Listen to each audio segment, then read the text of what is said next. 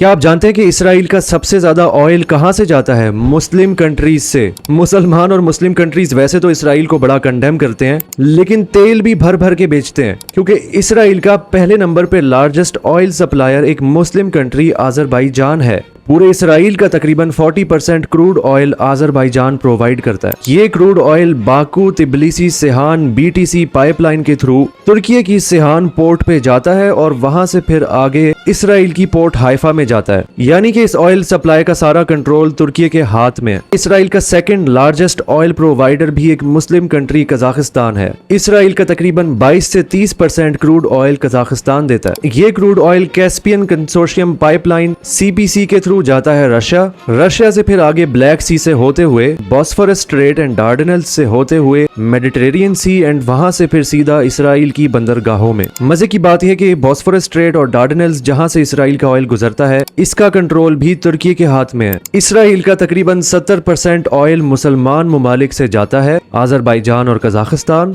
और इस ऑयल की सप्लाई के ऊपर कंट्रोल है तुर्की का। तुर्की वैसे तो इसराइल को धमकियां लगा देता है, लेकिन उसका 70% ऑयल आराम से उस तक पहुंचने देता है। कोई ऐसी कंडीशन भी सेट की जा सकती है कि पहले फलस्तीनियों पे जुल्म करना छोड़ो, तभी तुम्हारा ऑयल छोड़ेंगे। बट अभी भी इसराइल का 70% ऑयल मुस्लिम कंट्रीज के थ्रू ही इसराइल तक पहुंच रहा है। खैर, आपका इसके बारे में क्या सोचना है, कमेंट्स में बताइएगा।